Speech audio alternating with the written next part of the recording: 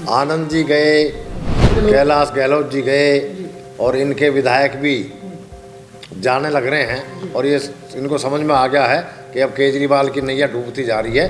क्षेत्र में पूरे में हमने अपने कार्यकाल में पानी की लाइनें डलवाई थी।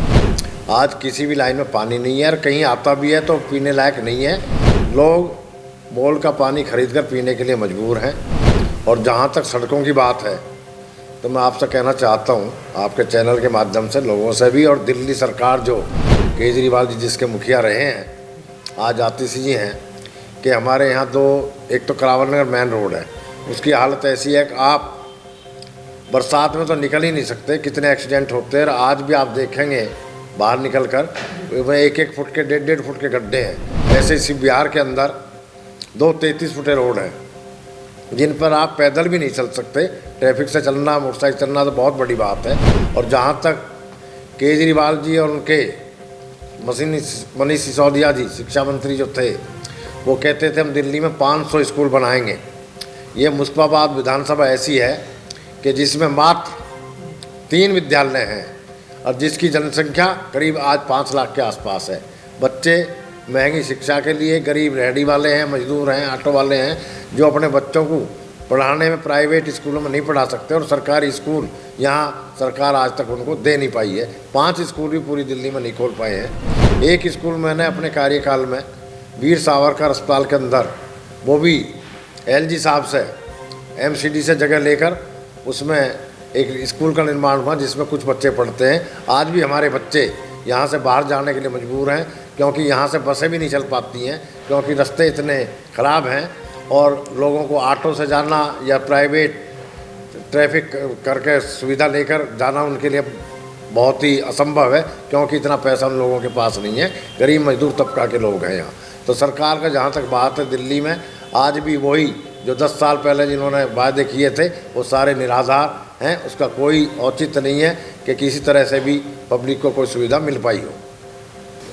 नहीं, इतनी बदतर हालत मैं समझता हूँ। आज आप उत्तर प्रदेश चले जाएं, हरियाणा में चले जाएं, जो गाँवों की हालत इतनी अच्छी है, बहुत देखने लायक है। और दिल्ली की हालत आज सबसे अगर कहीं गंदी हालत है, ख़राब हालत है, तो वो दिल्ली शहर की है आज।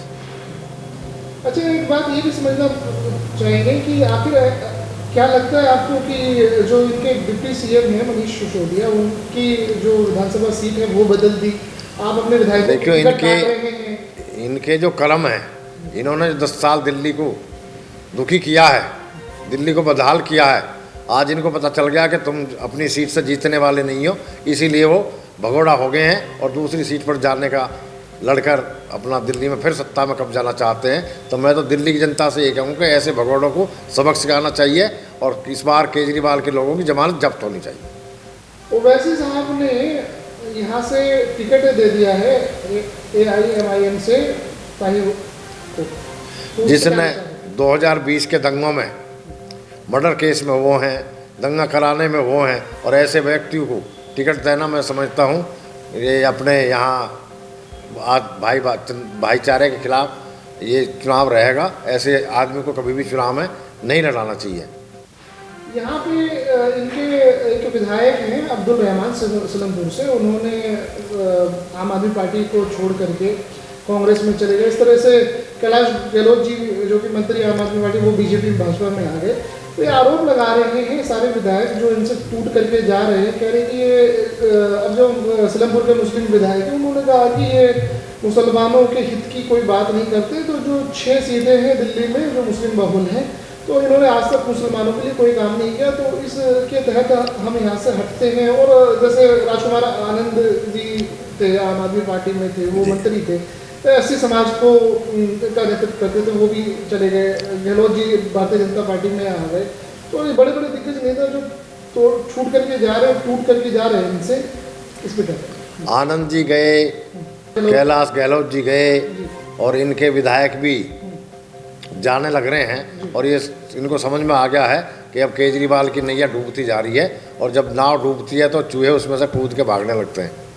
यहाँ मुस्तफाबाद विधानसभा की हम थोड़ी बात कर लेते हैं। यहाँ पर जो है सबसे बड़ी समस्या, एक तो पानी का, पीने का पानी का कोई व्यवस्था यहाँ पे जनता के लिए, मतदाताओं के लिए नहीं है। अगर आपकी सरकार आती है भाजपा की, तो आप क्या करेंगे? भाजपा की सरकार इस बार निश्चित है, मोदी जी के नेतृत्व में सरकार बनने जा रही है। और जो दिल्ली 10 साल से त्रस्त है, वो हर एक बात बीजेपी का हर कार्यकर्ता जानता है। और बीजेपी जो अब का जो मैनिफेस्टो लेकर आ रही है, उसमें दिल्ली का चहुमुखी विकास होगा। और जहाँ तक गंदे पानी की बात है, तो हम जमुना को भी साफ करके दिखाएंगे। और जो लोगों को आज गंदा पानी पीने के लिए मजबूर हो रहे हैं, उनको स्वच्छ पानी उपलब्ध कराएंगे। ये आपने प्रधान जी मैनिफेस्टो की आपने बात करी, पूरी दिल्ली की जो निगाहें हैं, वो जो नज़र है वो टिकी पड़ी है, दृष्टि जो टिकी पड़ी है मैनिफेस्टो पे ही कि क्या भारतीय जनता पार्टी आम आदमी पार्टी और कांग्रेस से भी ज़्यादा दमदार मैनिफेस्टो लेकर के आएगी?